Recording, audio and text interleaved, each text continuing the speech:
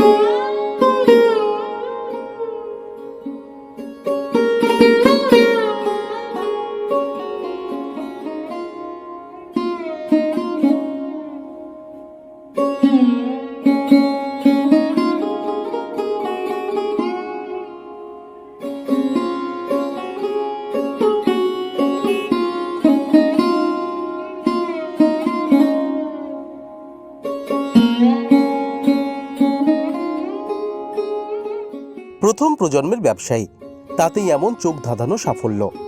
তবে তিনি মাটির কাছাকাছি থাকতেই ভালোবাসেন, তাই তার পছন্দ রাঙামাটির দেশ।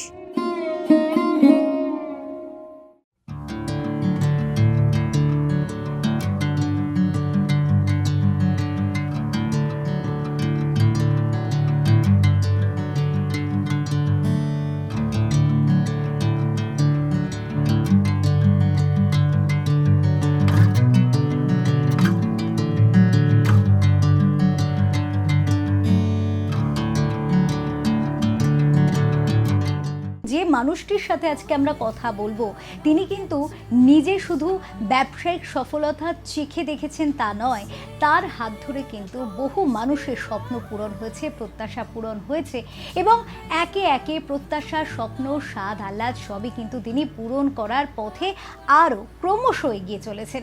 চলুন সময় আর বেশি না বাড়িয়ে আলাপ করিয়ে দিই সেই মানুষটির সাথে।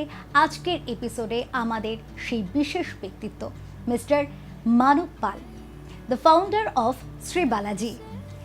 নমস্কার মিস্টার পাল। নমস্কার। ওঙ্কার বাংলায় স্বাগত জানাই পাওয়ার ইন বেঙ্গলে আপনাকে।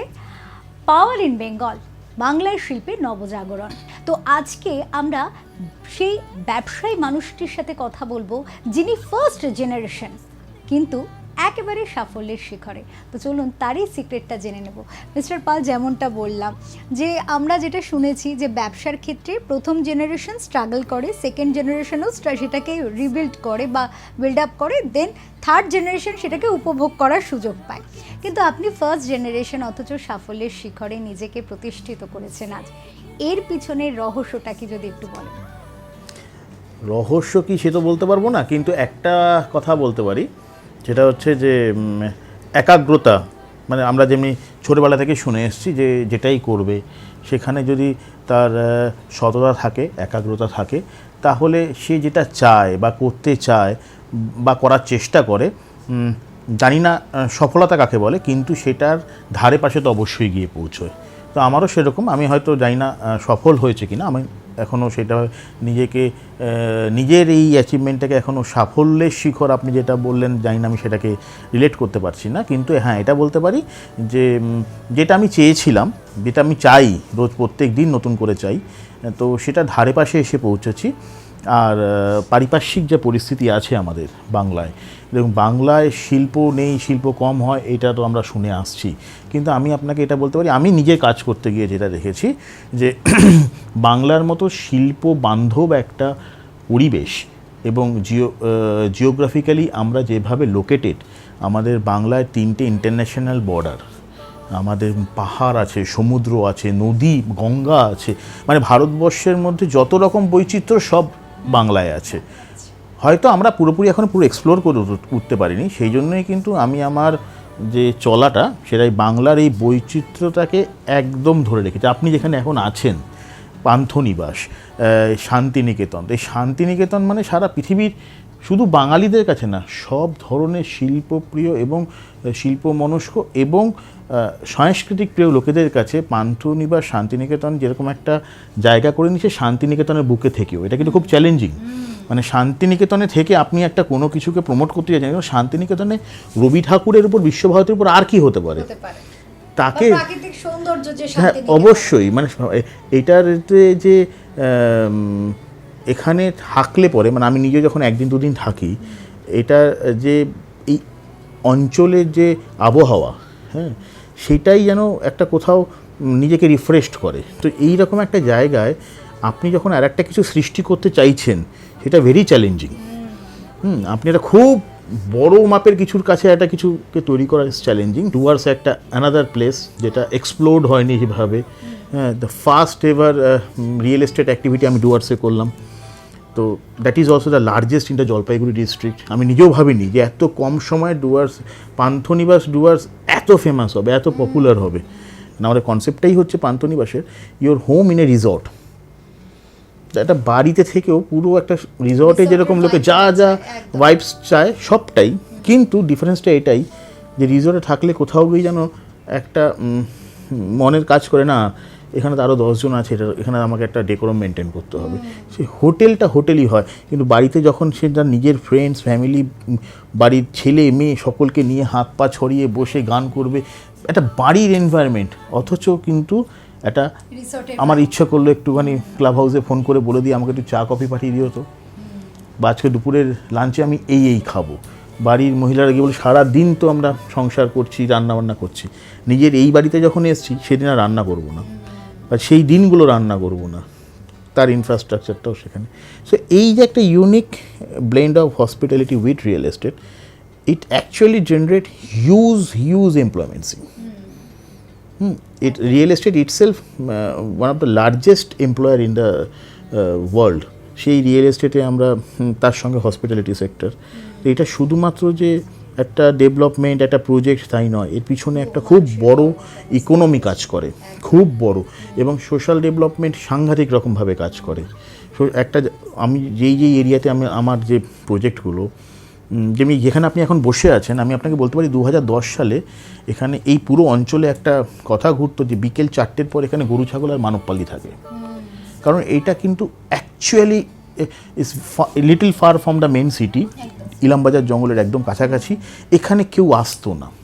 এই পান্থনিবাস এই পুরো অঞ্চলটাকে একটা মাইলস্টোন বানিয়েছে। আপনি এখন ডান দিক বাঁ দিক বেরোলে পরে এখানে 100-র উপর দোকান পাবেন। আমার কাজগুলোর দৌলতে আমার ধারে পাশে, সেটা শান্তিনিকেতন হোক আর ডুয়ার্স হোক বা দীঘাতেও হোক, যখন আমাদের দীঘাতে one of the largest project of Bengal আসছে, আমি দেখেছি যে এই অঞ্চলের লোকজনরা তারা কিন্তু এই পরিযায়ী হওয়ার কনসেপ্টের বাইরে চলে যায়। তারা নিজেদের বাড়িতে থেকে সারা বছর কাজ করে, বাড়ির খাবার খায়, বাড়ির রান্না খাবার খায়, বাড়ির সামনে কাজ করে, এবং সারা বছরের জন্য একদম নিশ্চিন্তে কাজ। পান্থনিবাস শান্তিনিকেতনে আমরা কোভিডের সময় একটা, যেহেতু এখানে গ্রামের ছেলেদের জন্য, বাচ্চাদের জন্য ওই ফেসিলিটিটা ছিল না অনলাইন ক্লাসেসের, তো আমি আমার নিজের উদ্যোগে এখানে ব্যাঙ্কোয়েটে এই একটা ক্লাসের অ্যারেঞ্জমেন্ট করি। সেই স্কুলটা এখন 80টা বাচ্চা এখনও কন্টিনিউ হচ্ছে, এবং এই বাচ্চারাও পান্থনিবাসে আসছে। আর কারণ দেখুন এত পার্ক এখানে এত কিছু আছে, লোকাল ট্রাইবাল ভিলেজে বাচ্চারা, ওরা তো সেরকম ইনফ্রাস্ট্রাকচার পায় না। অদ্ভুত লাগবে আপনার, মানে কীরকম সামাজিক চেঞ্জেসটা হয় দেখুন এই ধরনের প্রজেক্টে। বাচ্চাগুলো বিকেলবেলা, মানে ওই রকম ছোটো ছোটো বাচ্চা বিকেলবেলা মাঠে খেলতে না গিয়ে তারা পড়তে আসে, কারণ কি পড়ার মধ্যে থেকে ওরা একটা আলাদা আনন্দ পায়। পড়লে এখানে বাহার কাছে পার্কে একটু খেলে, একটু টিফিন খায়। আমিও চাইবো যে অন্যান্য ভেরিয়াস হাউস তারাও এইরকম আন্ডার ডেভেলপড এরিয়া থেকে বা সো কল্ড আনডেভেলপড এরিয়াতে গিয়ে এরকম কিছু এমন অ্যাক্টিভিটি করুক যাতে এরকম সার্বিক উন্নয়ন ঘটে। একদম। জীবনের ওঠাপড়া যেন গায়ে না লাগে, এই তার এগিয়ে চলার মন্ত্র। প্রযুক্তির থেকেও বেশি গুরুত্ব দেন মানব সম্পদকে। মানব পাল খুশি থাকেন তার শ্রী বালাজি পরিবারকে নিয়ে। সফলতার রাস্তাটা শুধুই তো একদম ফুলসজ্জায় সজ্জিত হয় না, সেক্ষেত্রে তো কিছু কাটাও থাকে। তো সেই আপস অ্যান্ড ডাউনসটা কি এসছে এই পথে হাঁটতে হাঁটতে, কি দেখেছেন যদি একটু বলেন, কারণ যারা নতুন ব্যবসায়ী রয়েছে তারা এই বিষয় থেকে অনেকটাই হয়তো শিখতে পারবে। আমরা যদি আমাদের ইসিজি রিপোর্ট দেখি, ECG রিপোর্টটা কিন্তু হার্টটা ঠিক ভালো চলছে, আপস অ্যান্ড ডাউন আছে, তবেই বুঝতে পারি এটা স্ট্রেট লাইন হয়ে গেলে তো খুব চাপের। হ্যাঁ, তো লাইফটাও খুব স্ট্রেট লাইন হলে সত্যি খুব চাপের হয়ে যাবে, আর আপস অ্যান্ড ডাউন থাকবে, ভেরিয়াস থাকবে। দেখুন, ওভাবে আলাদা করে এক একটা পয়েন্ট বলা ইটস ভেরি ডিফিকাল্ট। আর আমি ঠিক যে ধরনের ব্যবসায় আছি সেটা তো ডেফিনেটলি চ্যালেঞ্জিং, আলাদা করে বলার কিছু নেই। কিন্তু সেইখানে দাঁড়িয়ে একটাই জিনিস বলতে পারি যে যদি কেউ মনে করে যে আমি কাজটা করব সততার সাথে করব, ডেডিকেশনের সাথে করব, তাহলে কোনো চ্যালেঞ্জই চ্যালেঞ্জ নয়। ডিফিকাল্টিস আসবে, অনেক রকম ডিফিকাল্টিস ওভারকামও হয়ে যাবে, একটু ঠিক করে করা। আর আজকের দিনে ব্যবসা করতে গেলে সবথেকে বেশি ইম্পর্টেন্ট হচ্ছে প্রপার ইনফ্রাস্ট্রাকচার মেনটেন করা। একটা লোককে সে যেই ব্যবসায়ী করুক তার লিগ্যাল কনসালটেন্ট ভালো হওয়া উচিত, তার টেকনিক্যাল কনসালটেন্ট ভালো হওয়া উচিত, একটা ভালো সিএ অবশ্যই রাখবে, কারণ গভর্নমেন্টের বিভিন্ন নর্মসকে ঠিক করে মেনটেন করতে হবে, নাহলে লাভের ধন পিঁপড়ে খেয়ে চলে যাবে। আরেকটা প্রশ্নে আসবো, এই যে এত অ্যাচিভমেন্ট, এই অ্যাচিভমেন্টের মধ্যে অন্যতম আমি দর্শকদেরও জানাতে চাইবো যে মিস্টার মানব পালকে ফোর্বস ম্যাগাজিন নিজেদের ফিচার করেছিলেন। তো এইটা একটা মানে বলা যেতে পারে এটা একটা বিশাল বড় অ্যাচিভমেন্ট, এবং বাঙালি হিসেবে আমাদের কাছে এটা খুব গর্বের তো বটেই। পাশাপাশি আপনি বিভিন্ন পুরস্কারে ভূষিত হয়েছেন। তো কোথাও গিয়ে এই ধরনের সম্মান প্রাপ্তি কি আরও বেশি মোটিভেট করে আপনাকে? অবশ্যই মোটিভেট করে এবং দায়িত্ব অনেক বেশি বাড়িয়ে দেয়। তার কারণ যদি আজকে কোনো একটা আমি অ্যাচিভমেন্ট করছি, সেই অ্যাচিভমেন্টটাকে বজায় রাখার জন্য, কারণ ওই অ্যাচিভমেন্টের ওই প্ল্যাটফর্মটার সম্মানটা বজায় রাখার জন্য আমাকে কিন্তু আরও বেশি ডেডিকেটেড হতে হয়, আরও বেশি রেসপন্সিবল হতে হয়। তো প্রত্যেকটা অ্যাচিভমেন্ট যেরকম আমাকে ইন্সপায়ারও করে, সঙ্গে সঙ্গে কিছুটা ভয়ও ধরিয়ে দেয়। শুধু ব্যবসা বা শুধু প্রফিট বুঝে, নিজের প্রফিটটুকু বুঝে নেওয়া নয়, এই যে সমাজকে নিয়ে এগোনো, এটাই কি শ্রীবালাজির ইউএসপি? হ্যাঁ, এটা তার সঙ্গে যেটা আমি আপনাকে বলবো যে আউট অফ বক্স থিঙ্কিং, যেটা আমি ভীষণ পছন্দ করি। এবং আমি বলবো না সবসময় প্ল্যান করে করি, কিন্তু আমার মাথায় কিছু কিছু জিনিস চলে আসে। যেমন ডুয়ার্সে যখন আমি করলাম, আমি দুটো নাম নেব না, খুব বড় সংস্থাকে দায়িত্ব দিয়েছিলাম, তোমরা আমাকে একটু সার্ভে করে বলো কী করা উচিত। অনেস্টলি স্পিকিং দুজনেই খুব নেগেটিভ একটা রিপোর্ট দিয়েছিল, বলেছিল এখানে কিছু করা উচিতই না, কিছুই হবে না। বাট তারপরেও না, এই রিপোর্টটা আমি রেখে আমি আমার মতো করে প্রজেক্ট নিয়ে এগোলাম, কেন কোথাও আমার নিজের মনে হয়েছিল যে এটা তো আমি শুধু ভালো করবই তাই নয়, এটা আমার মনে হচ্ছে খুবই ভালো। সেই জন্য ডুয়ার্সের এই পান্থনিবাসের সাফল্য, তার চাইতে বড় প্রজেক্টটা আমাকে ওখানে লঞ্চ আমরা করেছি এখন বন বাংলো বলে। আচ্ছা, সে ডুপ্লেক্স অ্যান্ড ট্রিপ্লেক্স বাংলো, এটাও আমাকে এগেন না ওটা তো করে উঠেছো ঠিক আছে, অনেকটা এবার সেফ হয়ে গেছে, আর বড় রিস্ক নিও না। আচ্ছা, এর চাইতে তো আমি আরও দুগুণ বড় রিস্ক নিয়ে ফেলেছি। ব্যবসার সঙ্গে সঙ্গে যেটা আমার বেশি আরও নাড়া দেয় সেটা হচ্ছে যে একটা ব্র্যান্ডের ওভারঅল অ্যাক্টিভিটি, যেটাতে আমি অনেক বেশি জোর দিই। আমার কাছে যারা স্টাফেরা রয়েছে, মোর দ্যান 500 ফ্যামিলিজ সারা বছর আমাদের এই শ্রীবালাজির উপর তারা নির্ভরশীল। এই 500 ফ্যামিলিজের দায়িত্বটাকে যে আমি সারাক্ষণ নিতে পারি বা শ্রীবালাজি নিতে পারে, এইটা কিন্তু একটা খুব বড় ব্যাপার, এটা আমি মনে করি। এবং আগামী দিনে এই 500টা যখন 5000 হবে, আমার কাছে আরও বেশি স্যাটিসফাইং হবে ব্যাপারটা। যদি আমরা বলি যে আপনার শ্রীবালাজিতে কর্মসংস্থানের পরিসরটা কতটা, তাহলে সেই হিসাবে কি মানে আপনাদের সেক্ষেত্রে কর্মসংস্থানের কি চিন্তাভাবনা রাখে শ্রীবালাজি? শ্রীবালাজিতে তো আমি বললাম আমাদের প্রত্যেকটা প্রজেক্টের উপরে, প্রজেক্ট যখন ফুল ফ্লেজেড রান করে তখন তো এক একটা প্রজেক্টে 700-800 লোক কাজ করে, 700-800 ফ্যামিলি ডিরেক্টলি ইনভলভ হয়ে পড়ে। ইনডিরেক্ট ইনভলভমেন্ট থ্রু শ্রীবালাজি তো সারা বছরে মোর দ্যান 500 ফ্যামিলিজ।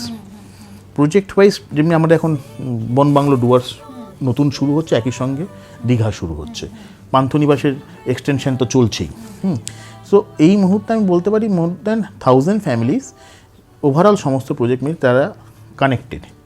সারা বছর ধরেই কিছু না কিছু রিক্রুটমেন্ট করতেই থাকি, কারণ ইনফ্রাস্ট্রাকচারটা ভালো না রাখলে আমি ভালো সার্ভিসেস প্রোভাইড করতে পারবো না।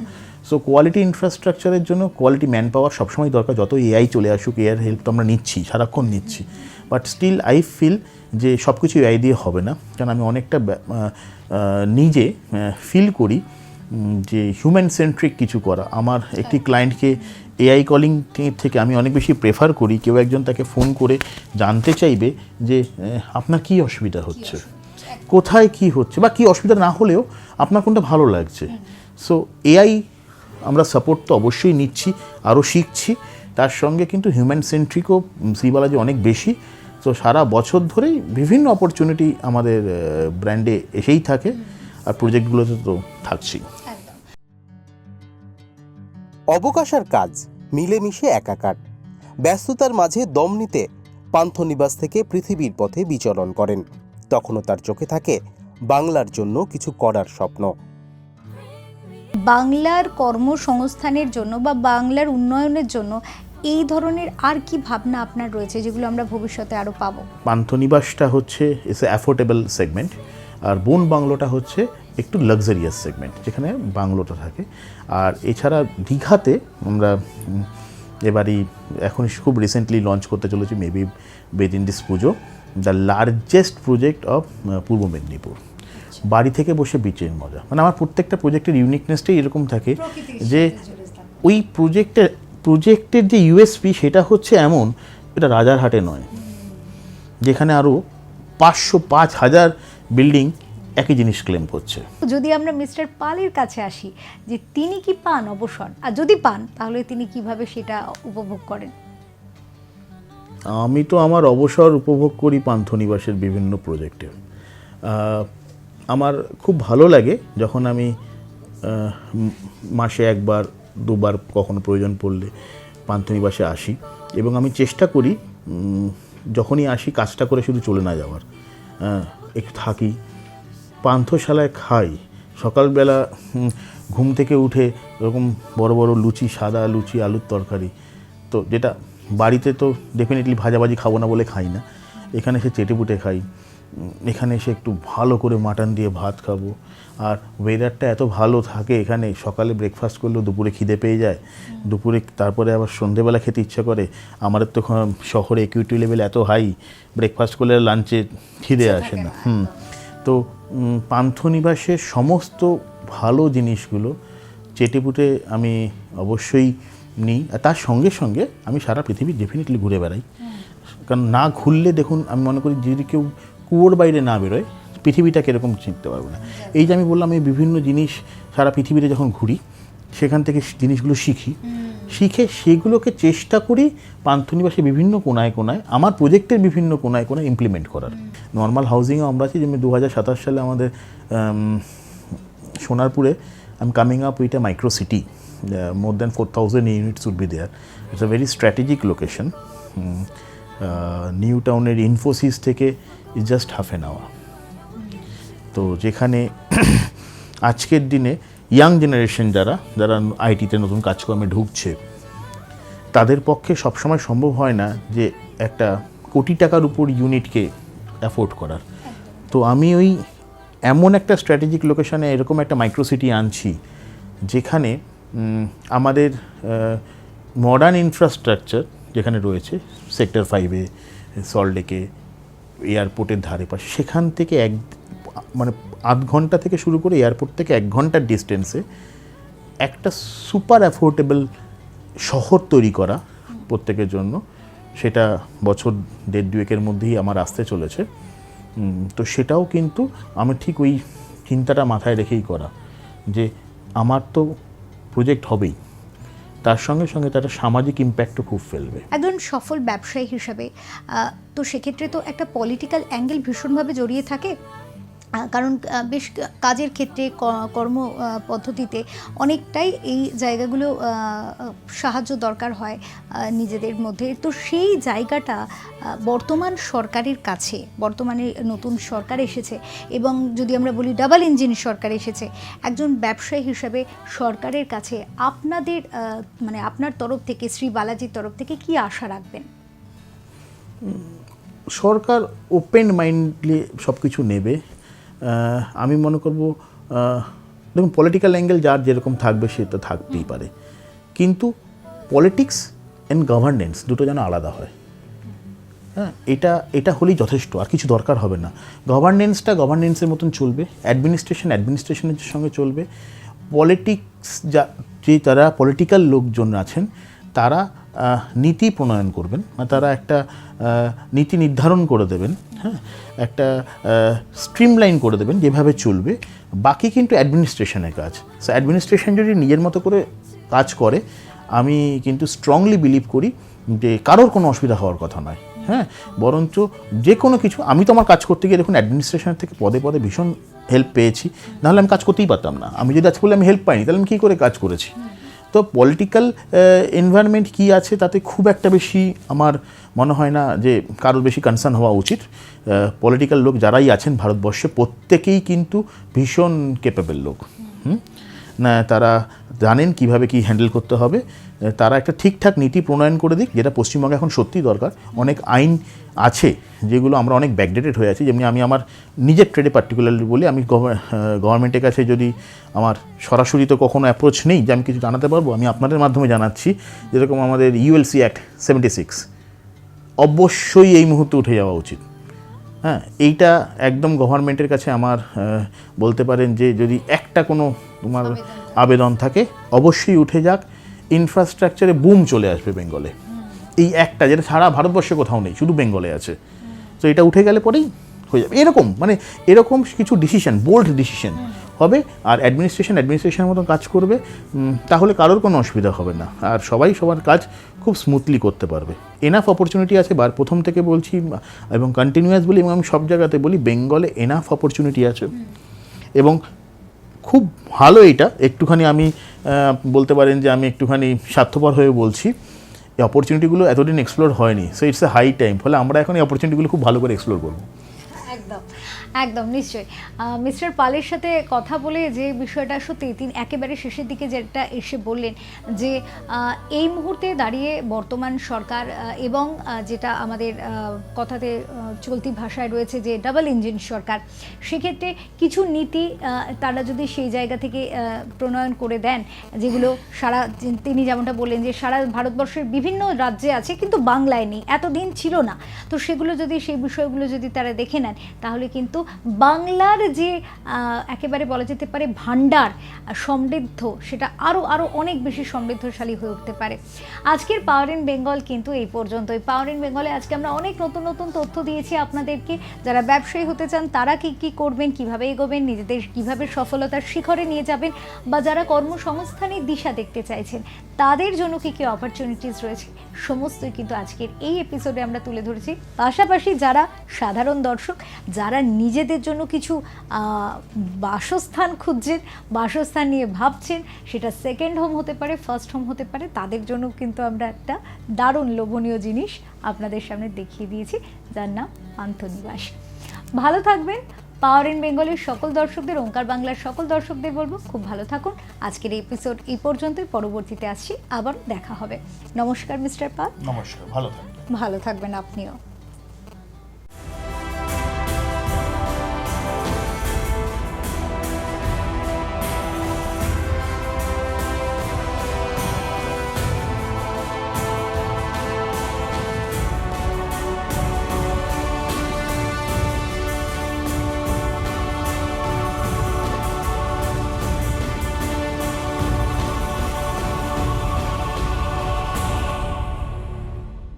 Powering Bengal Associate, sponsored by